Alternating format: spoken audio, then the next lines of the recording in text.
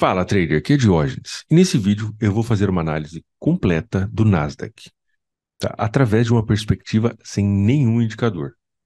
É muito importante entender que o indicador ele é importante, né, para nos mostrar alguma informação que eventualmente não fica tão fácil de ser identificado quando a gente está com o gráfico limpo. Então, o indicador ele tem muitas funcionalidades. Porém, tem algumas pessoas que não gostam de indicador, tá tudo bem. Então, nessa análise, nesse vídeo, eu vou te fazer uma análise completa do Nasdaq utilizando apenas price action, só a ação do preço, tá?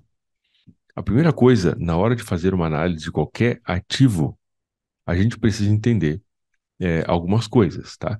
E eu vou escrever aqui um pouquinho, vamos lá. Eu acho que a gente precisa entender a natureza cíclica do mercado. O que que é essa natureza cíclica do mercado, tá? É que o mercado sobe e desce, né? Ele oscila, tá? Em formato de ondas, ok? E, é claro, um ciclo de alta será sempre substituído por um ciclo de baixa. Por quê? Por causa que existe uma dualidade no mercado, tá? Que são duas forças, compra e venda. E essas duas forças estão sempre alternando, alternância entre as forças. Todas essas três é, declarações que eu fiz aqui a respeito do mercado são possíveis, estão interligadas entre si. Então, existe uma natureza cíclica do mercado, né, que funciona em formato de ondas. Existe uma dualidade no mercado. Essas ondas ou essa natureza cíclica só existe por causa dessas duas forças de compra e venda. Existe uma alternância entre forças, entre essas duas forças, tá? E a partir disso nós podemos ter duas visões sobre o mercado, que são elas: continuação da tendência ou, né, vou colocar aqui um X, ó, versus inversão da tendência. Nós podemos ter duas visões, tá? Essas duas visões estão impregnadas na forma como a gente interpreta o mercado, vê o mercado e etc. Beleza? Muito bem. Quando eu olho para o Nasdaq, a primeira coisa que eu consigo observar é uma tendência de alta. O que que é uma tendência de alta? É uma sequência de topos e fundos cada vez mais altos, né? Ou uma predisposição do mercado em fazer um movimento de alta. Olhando para o Nasdaq, considerando o fato de ele estar em topo histórico, em máximas históricas, né? Já fico um pouco receoso de pensar em possível compra.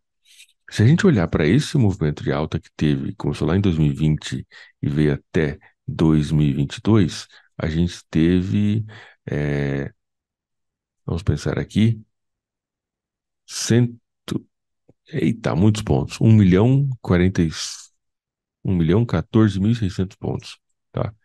E esse movimento aqui, 1.062.000 pontos, praticamente o mesmo tamanho, tá? Quase o mesmo tamanho. Podemos marcar aqui, ó, fazer assim, ó, marcamos aqui esse movimento e projetamos ele para cá. E a gente vai ter praticamente o mesmo tamanho. Isso já chama atenção. Isso já chama atenção, ok? Se esse movimento anterior teve, né, esse tamanho aqui, esse movimento atual pode ter mais ou menos esse tamanho também, certo? Curiosamente, olha que coisa mais bela da natureza, né? Fibonacci é uma coisa linda. Eita, que beleza! Olha aí, movimento de alta bem marcado, cravado no 61,8, né? E depois subiu, tá? Então já temos algumas coisas que chamam atenção. Se nós olharmos para o mercado através de uma perspectiva de manutenção da tendência de alta, então a gente pode pensar, cara, o mercado vai continuar subindo, porque afinal, já que ele subiu recentemente, ele deve continuar subindo. Mas já temos alguns elementos, eu ficaria mais predisposto a pensar em uma possível retração de todo esse movimento de alta, tá? Mas fazendo uma análise cíclica. Aqui fica um pouco difícil por causa que nós não temos parâmetro de resistência. Isso é importante. No dia a dia, se a gente pega um outro ativo, né, que ele está abaixo da mínima, abaixo da máxima histórica ou acima da mínima histórica, então a gente tem parâmetro de resistência. Aqui, no caso do Nasdaq, nós não temos parâmetro de resistência, porque o preço mais alto de toda a história do Nasdaq foi ontem. Então, aqui já fica né, um pouquinho mais complicado. Mas vamos pensar que nós temos uma predisposição para pensar, bom, a tendência de alta está estabelecida no gráfico diário. E o que que nós temos aqui? Ó, sequência de topos e fundos cada vez mais altos. Movimento de alta, retração, alta de novo, retração e alta de novo, tá? Fazendo a mesma leitura que eu fiz agora há pouco, a gente pode observar, e aqui já está um primeiro elemento de uma análise um pouco mais, que eu gosto bastante, tá? É a comparação pelo tamanho dos movimentos. Deixa eu apagar isso aqui. Vamos fazer assim, ó. Pegar esse movimento inteiro e aí projetamos para cá esse movimento. Esse movimento aqui já foi maior do que esse. E aqui já temos o primeiro elemento, que é a desaceleração do mercado. Esse movimento atual ainda está subindo, é claro, mas até o momento, né, ele está menor. Inclusive, eu falei disso esses dias, né, onde nós temos o quê? Um movimento grande, depois, aí, depois faz um movimento menor, depois faz um movimento menor, depois faz um movimento menor ainda, até que ele vai ficando lateralizado e aí inverte. Olhando para essa perspectiva, consigo observar o quê? Um interesse muito grande de compradores, um interesse um pouco menor de compradores, até agora um interesse menor de compradores. Se a gente olhar no gráfico de uma hora, praticamente sem retração, né? Praticamente sem retração. Movimento de alta importante aqui, retração fraca, uma retração forte aqui nesse caso, tá? Inclusive, deve ter vindo até o 61,8, 76,4. E aqui esticou bastante. Se a gente for pensar em termos de Elliott, não vou me aprofundar nisso, mas né, a gente poderia pensar em onda 1, 2 e aqui uma onda 3. Então talvez ele faça uma retração um pouco mais forte, onda 4. A onda 5 pode ou não superar a máxima da onda 3. Mas olhando aqui pelo gráfico de uma hora, considerando toda aquela estrutura que eu vim mostrando para vocês desde o gráfico diário, a gente consegue observar que o Nasdaq está perdendo um pouco de força, principalmente aqui, né, no dia de ontem, ele já fez uma entrada de força vendedora importante. Agora, uma coisa que a gente precisa fazer é uma análise de topos e fundos. Como é que os topos e fundos, como é que os movimentos estão se relacionando entre si? Dá para a gente, vamos marcar aqui também de um jeito mais didático, conseguimos observar esse movimento forte, aí fez esse movimento, esse movimento. Podemos marcar aqui também. A mesma coisa. Muitas vezes o mercado faz exatamente isso, tá? Faz uma ignição forte, inclinada, e depois ele vai perdendo, vai ficando um movimento mais arredondado, até que de repente em algum momento ele lateraliza, e aí ele pode retomar o movimento de alta, rompe para baixo. Nesse caso, no Nasdaq, o que que nós temos? Já temos evidência de possível entrada de força vendedora? Ainda não temos, porque a coisa mais importante, no meu ponto de vista, é exatamente isso aqui, ó. A coisa mais importante é a comparação entre topos e fundos. Então, apesar de eu já ver algum sinal de desaceleração, ainda não tem inversão, quebra da estrutura. Por quê? Porque esse movimento de alta, eu vou até marcar de uma outra cor, para ficar bem didático para vocês. Aqui, ó, esse movimento que eu acabei de marcar em verde, ele ainda é o movimento mais importante, e o movimento de queda, ele ainda não aconteceu. O movimento de queda aconteceu, né? Mas ele não houve uma inversão da estrutura. O que que seria isso? Seria se esse movimento de queda tivesse pelo menos se equiparado ao movimento de alta anterior. Então, esse movimento de alta, e nós teríamos aí uma inversão da tendência de alta para queda, ou começaria a ficar mais evidente caso esse movimento de queda tivesse alcançado pelo menos o mesmo tamanho do movimento de alta anterior. Não é o caso ainda. O que aconteceu foi isso aqui, ó. Aqui entra um pouco daquela situação de antecipação que eu estava falando para vocês agora há pouco. Aqui entra um pouco a antecipação. Se nós temos uma região de resistência ou se temos motivos para acreditar que o mercado vai cair a partir daqui, podemos olhar para esse movimento de queda e pensar, bom, isso aqui é uma ignição, então o mercado faz uma retração aqui, e a partir daqui ele pode dar uma venda. Mas o fato é que nós ainda não temos um movimento de queda suficiente para pensar em possível venda. Em que situação que nós vamos ter uma estrutura de queda? Quando o preço conseguir, agora como isso aqui já é um fundo, né? Vou até marcar aqui para vocês, quando o preço conseguir romper para baixo de um fundo anterior. Então imagine que o próximo candle ele vem e faz isso aqui, ó. Vamos marcar de uma outra cor, colocar vermelho aqui. Então imagine que o mercado faz isso aqui. Aqui, nesse cenário, aqui sim, nós já teremos então uma estrutura de baixa. E mais forte ainda será se ele conseguir romper para baixo desse ponto. Aí a gente volta lá no começo da nossa conversa. Se você olha para o mercado e você identifica pelo gráfico diário que o mercado começou a desacelerar, né, fez um impulso forte, uma retração fraca, mais um impulso, porém menor que o anterior, retração fraca, mais um impulso, porém menor ainda que o anterior. O que nós temos aqui? Assim, ó, sobe forte, retração, sobe pouquinho menos forte, retração, sobe um pouco menos forte, retração. E aí o mercado começa, cada movimento de alta vai sendo menor que o anterior. É exatamente o que nós temos aqui. Se você olha para essa estrutura, deixa eu até colocar um outro negócio aqui, ó. Se você olha para essa estrutura no gráfico diário e você vê que o mercado pode cair, beleza, tudo bem. Porém, seria importante aguardar que o mercado fizesse uma estrutura de baixa em um período menor, considerando apenas a ação do preço nesse caso. Uma tentativa de antecipar o movimento poderia colocar para pensar em possível venda nessa região aqui, onde o preço está agora mesmo, tá?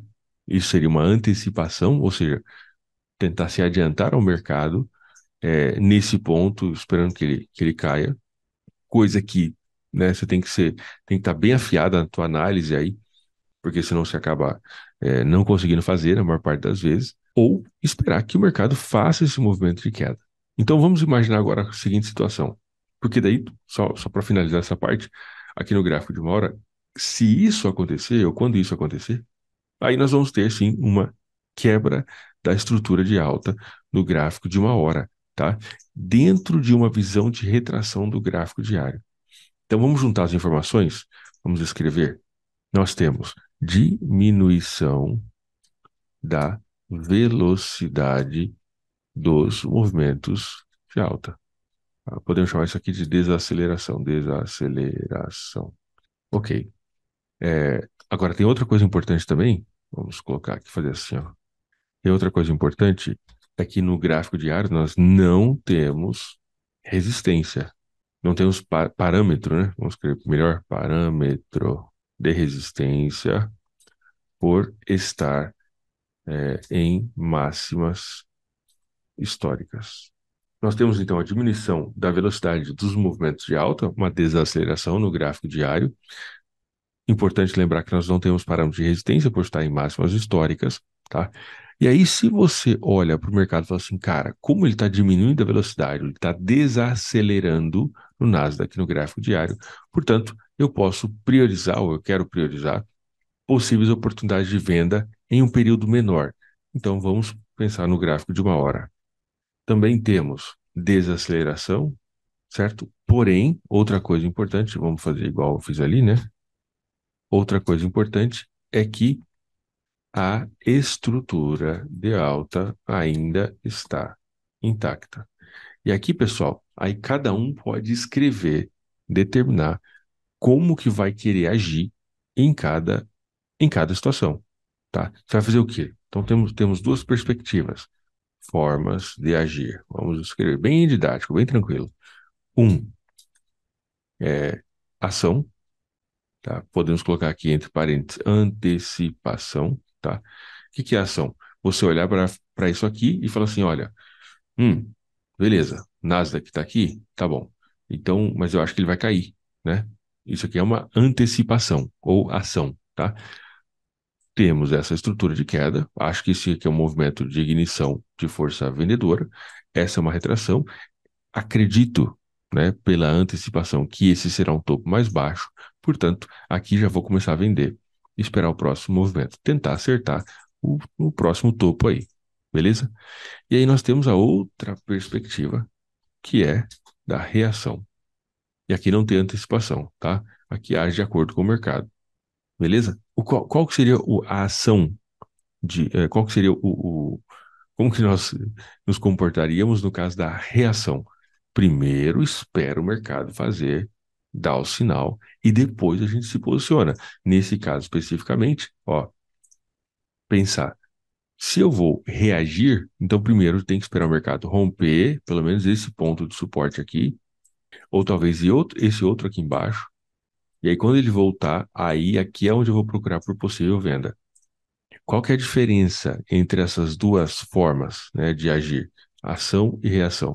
A diferença é que um espera que o mercado dê o passo primeiro e outro dá o passo antes do mercado. Então aqui, ó, o trader dá o passo antes do mercado. Aqui o mercado tem que dar o passo antes do trader. Basicamente é isso, tá? No caso da ação ou antecipação, o trader vê uma situação e fala assim: isso aqui vai cair, vou vender. Não tem confirmação, não tem evidência, não tem sinal, né? Mas ele, através da sua análise, ele pensa ou ele faz uma projeção de que o mercado vai cair. E aí ele se posiciona já esperando que o mercado caia. Qual que é melhor? Não tem melhor. Não tem melhor. Porque o cara que antecipa, ele pode ser pego de surpresa ou pode estar errado na sua análise? Pode, com certeza.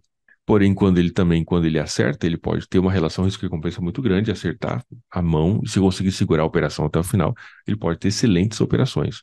O cara que reage, às vezes ele espera tanta confirmação que quando de fato vem um movimento, a festa já acabou. Então, tipo, beleza, o trader que agiu, ele vendeu aqui, se ele está errado, ele tomou o stop ali e pronto. Porém, se ele está certo, né, o mercado pode vir aqui embaixo. Então, quer dizer, uma relação aqui enorme, risco-recompensa e etc. O trader que agiu, que reagiu, ele falou assim, cara, vou esperar o mercado cair primeiro, quando ele voltar aqui. Aí ele entra num tradezinho aqui, o mercado cai um pouco, e aí o mercado já inverte e vai contra. Então, por isso que não tem uma visão que seja superior à outra. Como tudo no mercado, a gente vai ter aí trade-off, né?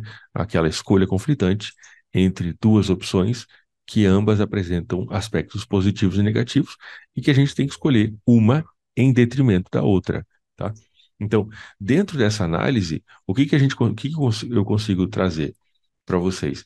Existe uma diminuição da força dos impulsos de alta, ou seja, desaceleração. Que mais? Olhando pelo gráfico de 4 horas, o que que a gente consegue observar? A mesma coisa, né? A desaceleração dos movimentos aqui.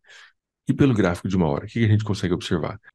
Primeiro, né? Olhando aqui mais de perto, ó, esse foi um movimento de alta, retração não existiu praticamente. Movimento de alta foi menor do que o anterior, retração praticamente não existiu, só lateralizado. Movimento de alta, retração praticamente não existiu. Movimento de alta, retração forte. Opa, já é um primeiro sinal de que talvez os compradores estejam ficando cansados. Olhando um pouco mais de perto, se nós queremos ter uma postura de ação, né, de antecipação, então podemos considerar esse movimento de queda como uma ignição, uma retração mais fraca e a partir daqui pensar em possível venda. Se nós quisermos ter uma postura de reação, o mercado pisa na frente e nós pisamos atrás, aí temos que esperar o mercado fazer um movimento de queda, dar mais evidências de queda. Por enquanto, a estrutura de alta permanece intacta, por causa que esse movimento de queda não conseguiu ultrapassar a mínima desse movimento de alta no gráfico de 1 hora. Gostou desse vídeo? Fez sentido para você? Te ajudou de alguma forma? Deixa o seu like, é muito importante. Se inscreve aqui no canal e amanhã tem vídeo novo. Um forte abraço e até mais.